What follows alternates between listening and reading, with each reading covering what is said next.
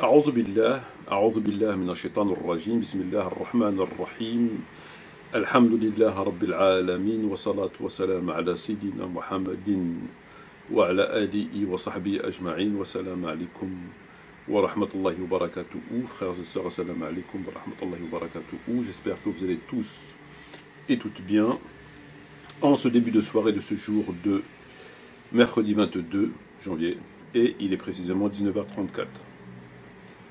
Bonsoir à toutes les personnes n'étant pas de confession musulmane qui écoutent cette présente vidéo. Alors frères et sœurs, comme l'introduction de cette présente vidéo l'indique, et comme nous l'avons très récemment annoncé, nous allons nous intéresser aux ouvrages, aux 3 ouvrages écrits par Ella Wardi. Alors, à la lecture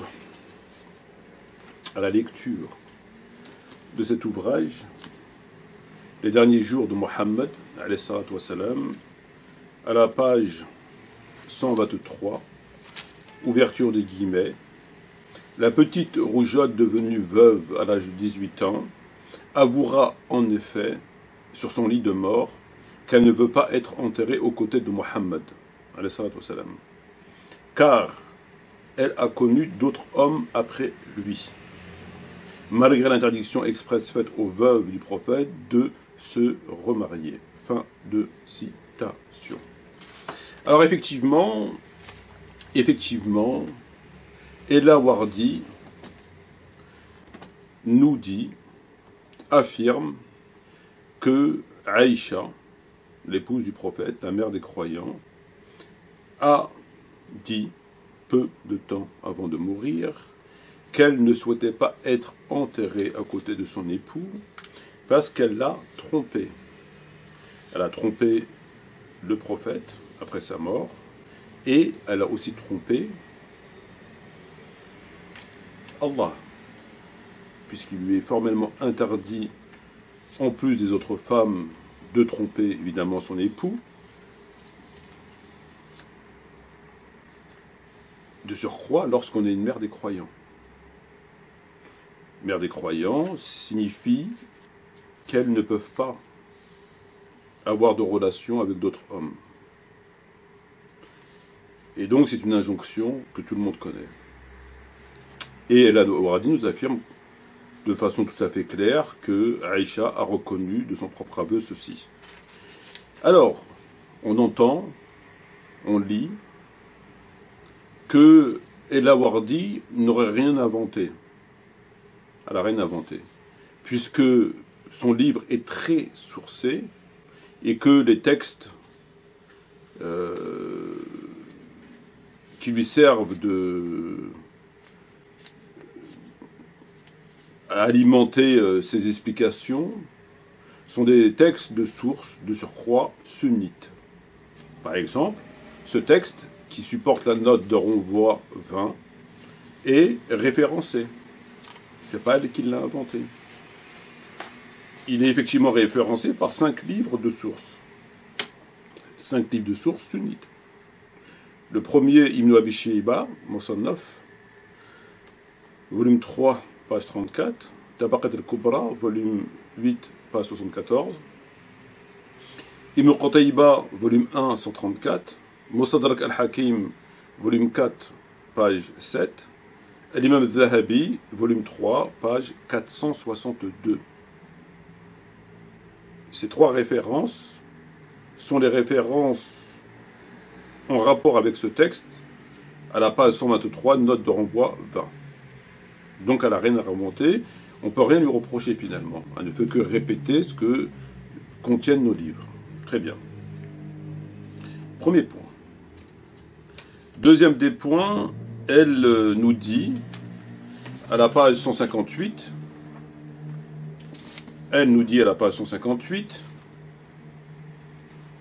ouverture des guillemets, il faut noter que la relation entre Aïcha et Omar est très ambivalente. Elle le redoute et l'admire à la fois. On suppose même une certaine attirance entre eux, suggérée notamment par cette anecdote.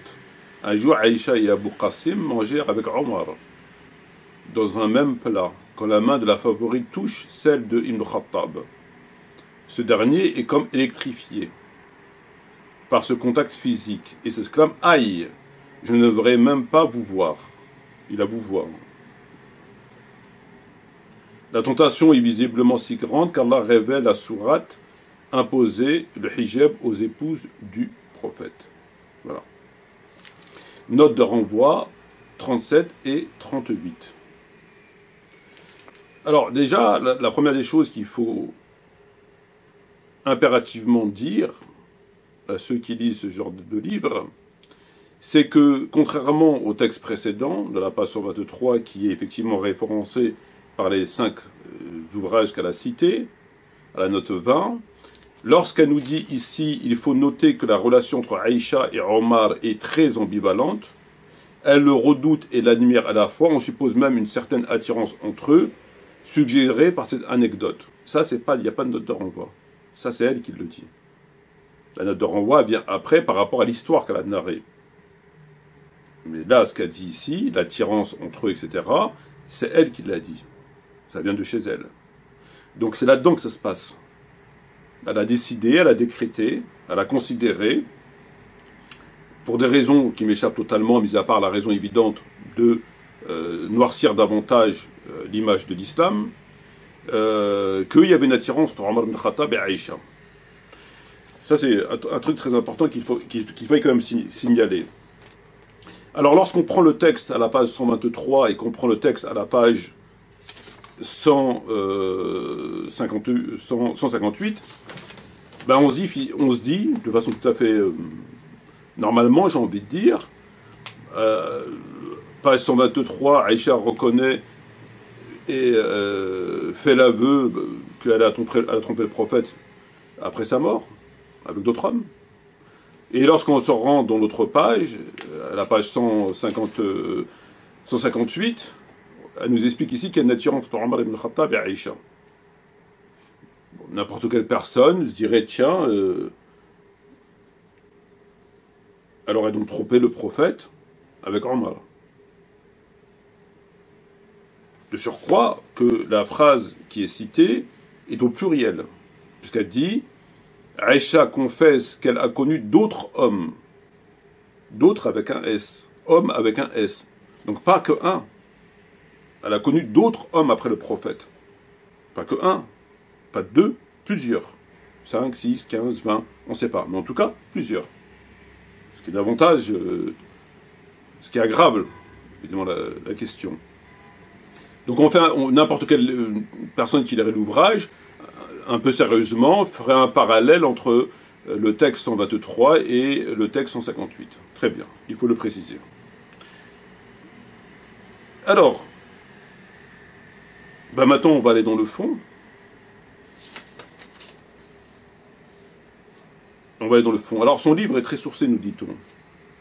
Ce qui est vrai. Sauf qu'il y a des choses qui, comme on l'a dit dans la vidéo précédente, rend caduque un certain nombre de ces démonstrations. Par le fait qu'elle a cité, elle a fait des amalgames entre des sources chiites et sunnites. Et donc, la démonstration est a priori caduque. Lorsqu'on fait ces amalgames, la démonstration qui est faite est forcément caduque. Très bien. Parce comme j'ai expliqué, on ne se sert pas des sources chiites lorsqu'on est sunnite, et les chiites ne servent pas des sources sunnites pour mettre en avant une théorie, une thèse, etc. Bon. Alors maintenant, ce qu'on va faire, c'est qu'on va aller vérifier qu'effectivement, Ella Wardi n'a rien inventé, et qu'elle ne fait finalement que répéter ce qu'il y a dans nos propres livres. Donc j'ai retrouvé les 5 références, 2 références que j'ai physiquement, à savoir Mustadrak al-Hakim, et l'autre c'est Ibn Abi Shiba, Musannaf. Les 3 autres références, Tabaqat al-Kubra ibn Sa'ad, Ibn Qutayba et l'imam al-Zahabi, ces ouvrages, je l'ai peut-être à part Ibn Qutayba que j'ai pas regardé, j'ai pas cherché dans la base de données, mais je les ai physiquement, mais le problème c'est que c'est pas la même maison d'édition. Et que par conséquent, quand c'est pas la même édition qu'elle cite un volume, comme par exemple le volume chez l'imam Zahabi, volume 3, page 462, c'est pas la même maison d'édition, Donc ça change. Et moi, je ne vais pas lire 50 000 volumes pour trouver, etc. Donc c'est pas du tout la même chose. Alors que les autres, Ibn Abi Shiba et Mustadrak al-Hakim, c'est Dar al-Kutub al-Almiya, par rapport à al-Hakim et Ibn Shiba. Donc à partir de là, il n'y a pas de souci. Je peux regarder.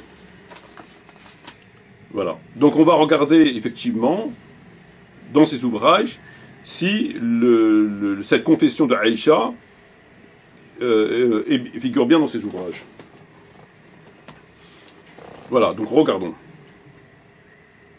Alors, comme je vous l'avais indiqué, elle a donc cité 3 sources. Ibn Abi Shiba, Musannaf, Tabaqat al-Kubra ibn Sa'ad, Ibn Qutayba, Ma'arif, Mustadrak al-Hakim et l'imam al-Zahabi. Très bien. Alors, ici, voilà. Ici, vous avez... On va commencer par la première référence.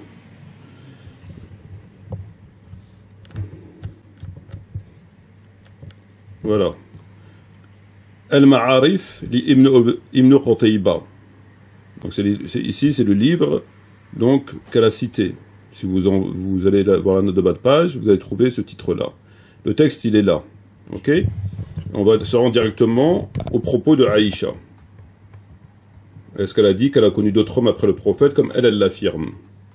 Alors, le texte commence là. Alors, ouais, voilà. Donc le texte, vous voyez la souris là qui bouge.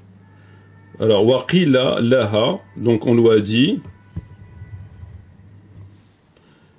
nadfanak ma'a Rasulullah alayhi salatu wa salam, ici, faqalat, donc c'est Aïcha qui parle, faqalat, inni qad ahdath ba'da'u. Voilà. Inni, ici, qad ahdath ba'da'u fatfununi ma'a akhwati. D'accord? On vous rappelle, le titre du livre, il est là, comme vous pouvez le constater ici. C'est la référence. Première référence. Deuxième référence, elle a cité Tabaqat al-Kubra d'Ibn Sa'ad. Tabaqat al-Kubra d'Ibn Sa'ad, vous l'avez devant vous ici. Voilà. Ici. Alors on va lever un petit peu, on va descendre. Voilà. Non, c'est celui-là. Alors. Tabaqat Kubra d'Ibn Sa'ad. Donc c'est ce texte-là. Voilà. Donc ici on voit Tabaqat al-Kubra, conformément à sa référence qu'elle a citée. Dar al-Sadr, il est Ibn Sa'ad. Ok? Donc c'est ce qu'elle a cité. Et là, on a le texte. Voilà. Aïcha, ici. Inda wafatiha, donc au moment de sa mort, qu'est-ce qu'elle a dit? Inni qad ahdath ba'da Rasulullah alayhi salatu wa salam. Voilà. Ici. Inni qad ahdath ba'da Rasulullah alayhi salatu wa salam. Ça, c'est la deuxième référence. Et enfin, la troisième référence, c'est le livre de l'imam al-Zahabi, qu'elle a cité, et dont le titre, il est ici. Voilà. Sir al-A'lam al-Nubala. Ok? De l'imam al-Zahabi. Il est là. Ok? Et le texte, il est... Alors, il est où le texte? Voilà, il est là. Il est là. Ici, il commence là, le texte. Alors, on va bouger. Parce que...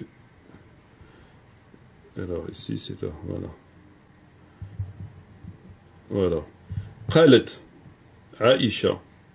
Vous voyez ici, Qalat Aïcha. Ok? Wa kanat tuhaddith nafsaha. إني أدفن في بيتها فقالت إني أحدثت بعد الرسول الله عليه وسلم. On recommence. Voilà. Donc il commence là. قالت عائشة وكانت تحدث نفسها. Donc à s'interroger. إني أن أدفن مع في بيتها. Parce que je regarde la caméra pour voir, pour être sûr qu'on est sur la même phrase. Voilà. Donc إني نفسها إني تدفن في بيتها فقالت إني أحدثت ici أحدثت بعد الرسول. Donc ici on a le mot à chaque fois dans les textes. On va enlever l'ordinateur et on va prendre les deux références manquantes, mais là j'ai les livres physiquement. Donc à la cité on avait dit Mustadrak al-Hakim volume 4 page 7. Il est là. Voilà. Volume Mustadrak volume 4. D'accord? On va à la page 7. Et le texte il est là.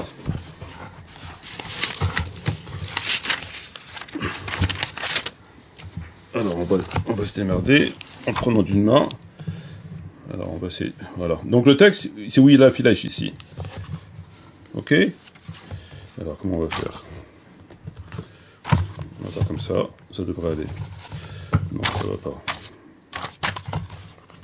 Bon, le texte il est là. Alors on va essayer de faire autrement. On va bloquer le livre et on va filmer par-dessus le livre. Ok. Donc le texte il est là. Voilà.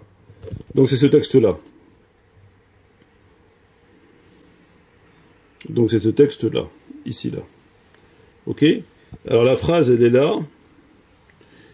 Voilà. Donc, voilà. Donc Aïcha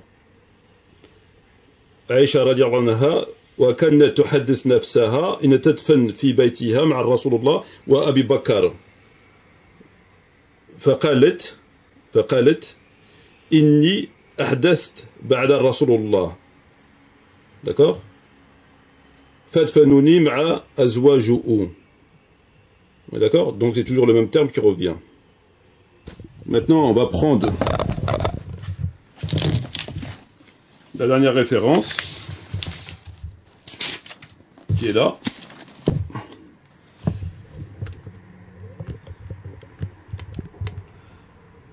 Al-Kitab al-Musannaf li Abi Shiba, Ibn Abi Shiba, Ibn Abi Shayba, précisément. Et on va se rendre dans le passage qu'elle a cité. Il est là. Voilà, ici, là. Et donc, voilà. Donc, alors, قالت عائشة, je vous laisse, voilà, regarder. قالت عائشة لما حضرتها وفاة فادفنوني مع أزواج النبي فإني قد أحدثت بعده. Vous le voyez? Alors on va faire autrement. Donc le texte il est là. Et le texte il commence ici. D'accord? Aïcha. لما حضرتها الوفاة فادفنوني مع أزواج النبي صلى الله عليه وسلم فإني كنت أحدثت بعده. Voilà. Donc là, on a fait les 5. On a fait ici les 5 références qu'elle a citées. Maintenant, on va dans le dictionnaire. Et le mot hadath, il est ici. Alors, il a plein de significations. Alors, on va faire autrement encore.